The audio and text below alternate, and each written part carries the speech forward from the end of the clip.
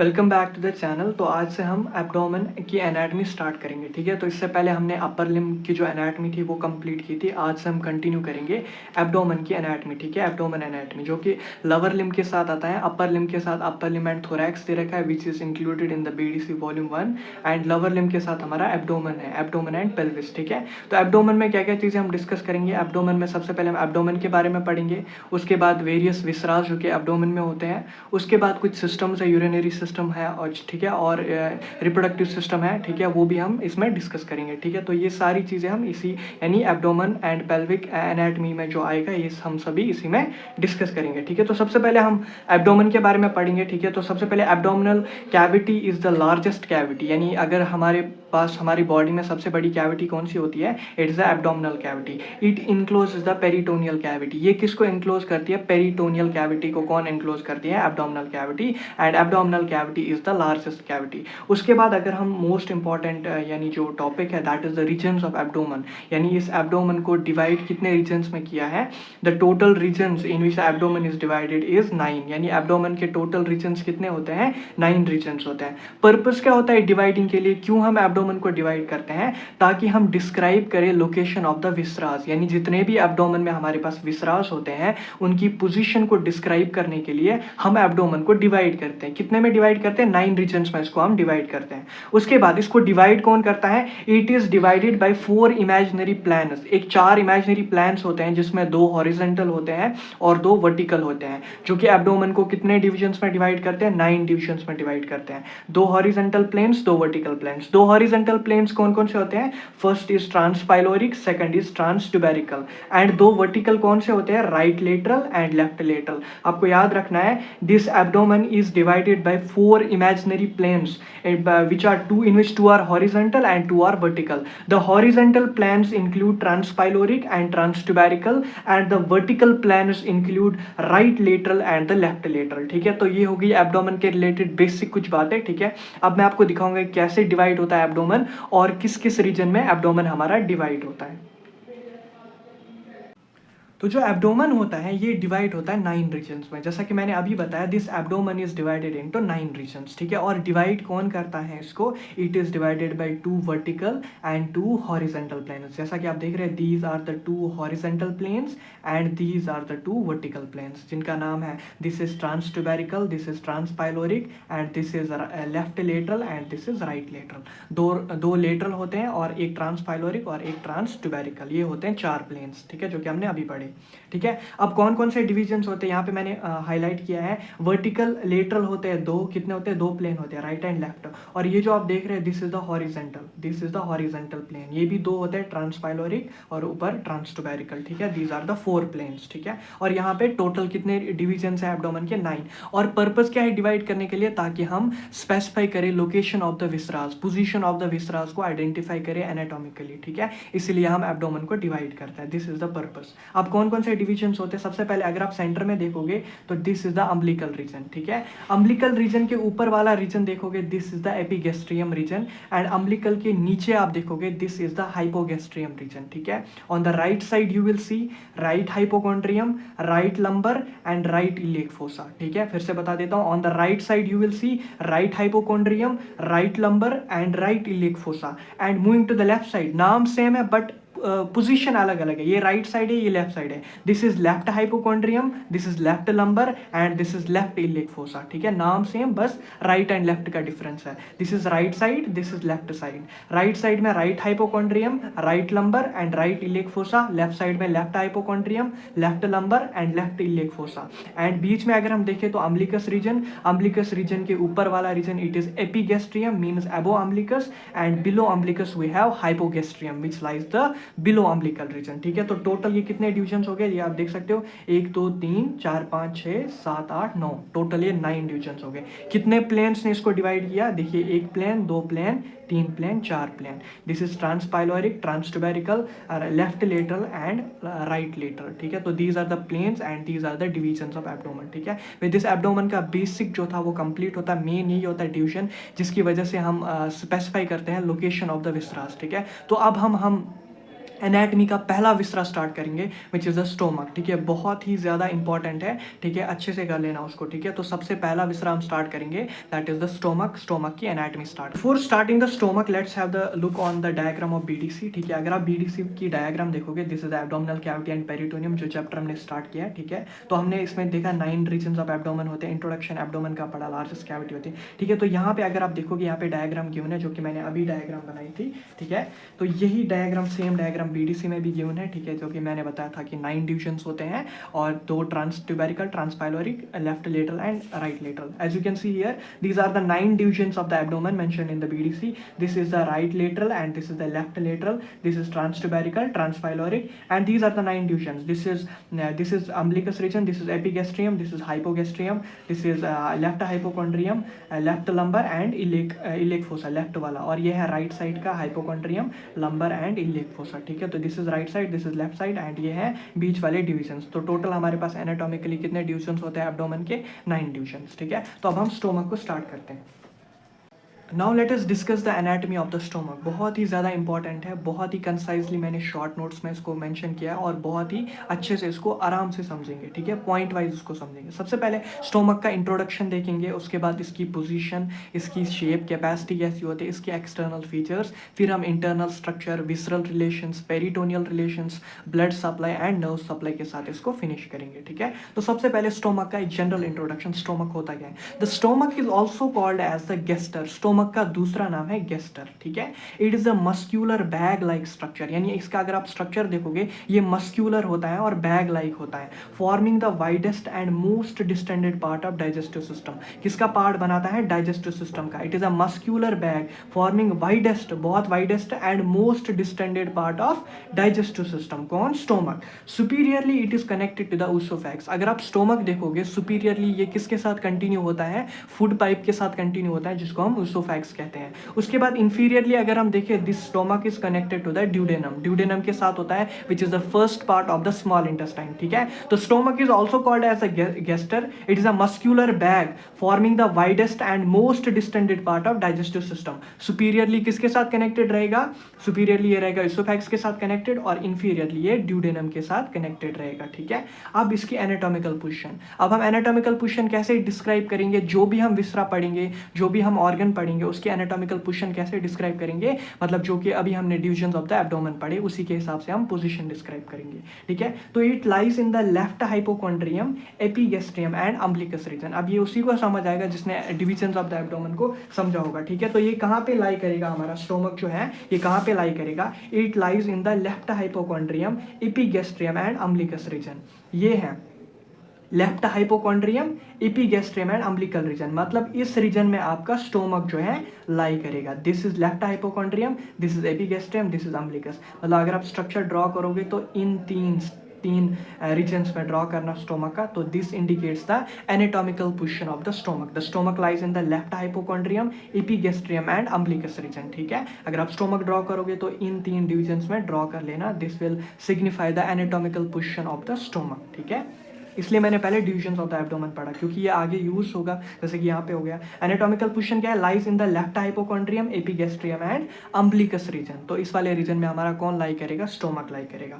Occupies upper part of abdominal cavity, abdominal cavity का upper part लाई कर रहा है, क्योंकि ये अपर पार्ट है। देखिए हाँ, एपिगैस्ट्रियम भी ऊपर है, लेफ्ट हाइपोकॉन्ड्रियम, तो यहाँ पे स्टोमक है, ठीक है। तो ये ऑक्यूपाई क्या कर रहा है? It occupies the upper part of this abdominal cavity. Abdominal cavity का अपर पार्ट ऑक्यूपाई कर रहा है कौन? स्टोमक, ठीक है। उसके बाद शेप एंड कैपेसिटी की बात करें, ठीक है। यहाँ पे देखिए शेप और कैपेसिटी। सबसे पहले अगर हम एम्प्टी स्टोमक देखें, मतलब जो एम्प्टी स्टोमक होता है, खाली स्टोमक, उसकी शेप जो होती है दैट इज जे शेप्ड। लेकिन जो पार्शियली डिस्टेंडेड होता है, जब हम फूड खाते हैं तो पार्शियली स्टोमक डिस्टेंड होता है, उसकी शेप कैसी होती है? पायरिफॉर्म शेप होती है। पायरिफॉर्म और एम्प्टी स्टोमक कैसा होता है? जे शेप्ड। कैपेसिटी की बात करें, बहुत ही ज़्यादा इंपॉर्टेंट है। बर्थ के टाइम पे 30 ml होती है, प्यूबर्टी के टाइम पे 1 लीटर होती है, और एडल्टस में 1.5 से लेकर 2 लीटर होती है। तो this is the capacity of the stomach. At birth 30 ml, in puberty 1 litre, in adults 1.5 to 2 litre, ठीक है। तो ये होगी शेप भी और कैपेसिटी भी। और this is the anatomical position and introduction to the stomach, ठीक है। अब हम आगे चलते हैं, कुछ external features of the stomach discuss कर लेते हैं, ठीक है, और इसके स्ट्रक्चर को समझते हैं। आगे चलते हैं, external features of the stomach को डिस्कस कर लेते हैं। तो ठीक है, इन जनरल अगर हम देखें जो स्टोमक होता है उसमें दो ऑरिफाइसेस होते हैं, दो सरफेसेस होते हैं, दो कर्वेचर्स होते हैं। ठीक है, दो ऑरिफाइसेस होते हैं, दो सरफेसेस होते हैं, दो कर्वेचर्स होते हैं और दो पार्ट्स होते हैं। मतलब जितने भी चीज़ें वो सब दो में डिवाइडेड है। ठीक है, तो सबसे पहले हम स्टोमक के एक्सटर्नल फीचर्स में दो ऑरिफाइसेस पढ़ेंगे। ऑरिफाइस मतलब होता है ओपनिंग्स। ठीक है, तो दो ऑरिफाइसेस है। ठीक है, 11th-12th का बेसिक है। ठीक है, सभी पढ़ते हैं इसमें। एक तो होता है कार्डियक ऑरिफाइस, दूसरा होता है पाइलोरिक ऑरिफाइस। ठीक है, तो सबसे पहले यहाँ पे कार्डियक ऑरिफाइस को पढ़ेंगे। इसकी लोकेशन कहाँ पे होती है? ठीक है, it is present at the lower end of the oesophagus, यानी जो ईसोफेक्स होती है, फूड पाइप होती है, उसके लोअर एंड पे ये जो प्रेजेंट है this orifice, this is the cardiac orifice. This is oesophagus and lower down the oesophagus there is a orifice which opens in the stomach, that is the cardiac orifice. अब इसकी location क्या होती है? It is present behind left 7 costal cartilage, यानी जो costal cartilage होती है उसके पीछे होती है, मतलब 7th कोस्टल कार्टिलेज के पीछे ऑन द लेफ्ट साइड, क्योंकि स्टोमक की पोजीशन क्या है? लेफ्ट हाइपोकॉन्ड्रियम, तो ये लेफ्ट 7th कोस्टल कार्टिलेज के पीछे होगा 2.5 centimetre from the sternum, sternum से 2.5 सेंटीमीटर दूर eight the level of thoracic 11, यानी थोरैसिक 11 वर्टेब्रा की लेवल पे ये प्रेजेंट होगा। फिर से देखिए लोकेशन क्या है कार्डियक ऑरिफाइस की? It is present at the lower end of the oesophagus. ठीक है, बिहाइंड 7th कोस्टल कार्टिलेज। ठीक है, behind 7th costal cartilage, 2.5 centimetre from the sternum, sternum से कितना दूर? 2.5 सेंटीमीटर ये दूर होगा स्टर्नम से। ठीक है, eight the level of thoracic 11, यानी जो थोरैसिक वर्टेब्रा 11 है उसकी लेवल पे ये प्रेजेंट होगा। कौन सा? This is cardiac orifice. उसके बाद एक और ऑरिफाइस आता है, एक और ओपनिंग आता है, that is called as a pyloric orifice. यहाँ पे आप देख रहे हैं this is the pyloric orifice. ये किस में ओपन करती है? ड्यूडेनम में। ठीक है, ओपनस इनटू द ड्यूडेनम। ठीक है, तो इसमें ये की पॉइंट है, ओपनस इनटू द ड्यूडेनम। ठीक है, तो दिस एक्सटर्नल फीचर्स में सबसे पहले हमने स्टोमक के दो ऑरिफाइसेस पढ़े, कार्डियक ऑरिफाइसेस, पाइलोरिक ऑरिफाइसेस। कार्डियक ऑरिफाइसेस कहाँ पे प्रेजेंट होता है? Lower end of the oesophagus. ठीक है, behind the 7th costal cartilage, 2.5 centimetre from the sternum eight the level of thoracic 11। उसके बाद पाइलोरिक ऑरिफाइसेस की बात करें, it opens into the duodenum. ठीक है, दो ऑरिफाइसेस कंप्लीट। आगे चलते हैं। ठीक है, आगे चलते हैं। यहाँ पे देखिए मैंने हाईलाइट किया हुआ है, this is the cardiac orifices which opens into the cardiac part of the stomach, and this is the pyloric orifices. ठीक है, व्हिच ओपन्स टुवर्ड्स द किस में ओपन होगा? ड्यूडेनम में, यानी first part of small intestine में। ठीक है, आगे चलते हैं। Stomach has 2 curvatures. अब स्टोमक के 2 कर्वेचर्स होते हैं। This is the curvature, this एक curvature, this is the second curvature. ये आपको ऐसे दिख रहा है कॉनकेव एक कर्वेचर, ये आपको दूसरा कर्वेचर कैसा दिख रहा है? कॉन्वेक्स। ठीक है, तो 2 कर्वेचर्स होते हैं। एक को कहते हैं लेसर कर्वेचर, दूसरे को कहते हैं greater curvature. This lesser curvature it is concave and forms right border of the stomach, यानी जो आपको इन दोनों में से कॉनकेव दिखेगा वो है लेसर कर्वेचर।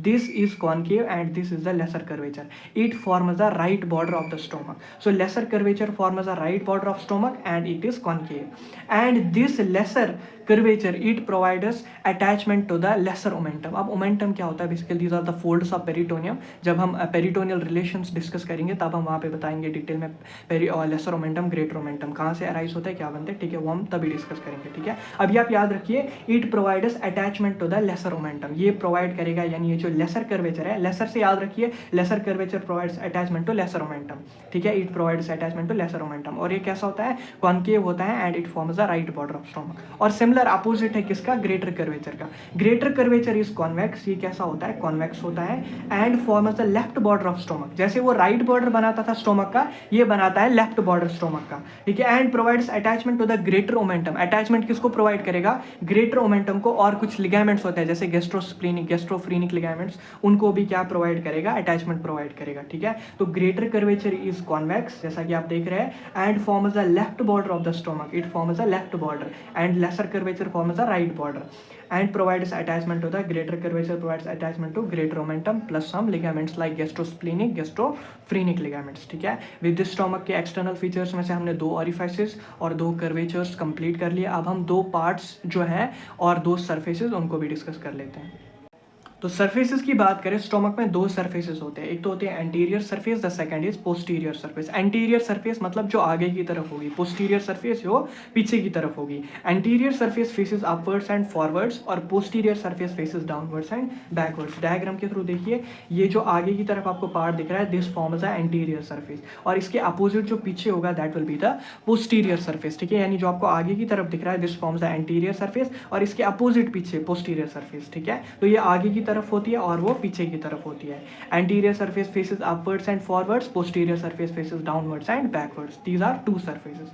उसके बाद स्टोमक के पार्ट्स कितने होते हैं? स्टोमक के दो पार्ट्स होते हैं, एक तो होता है कार्डियक पार्ट और दूसरा होता है पाइलोरिक पार्ट। ये जो कार्डियक पार्ट होता है और पाइलोरिक पार्ट होता है, इनके फर्दर दो दो पार्ट्स होते हैं, ठीक है। तो कार्डियक पार्ट की बात करें, it includes fundus and the body of stomach, and pyloric part it includes pyloric antrum and pyloric canal, ठीक है। डायग्राम के थ्रू देखिए, आपको अच्छे से समझ आएगा, ठीक है।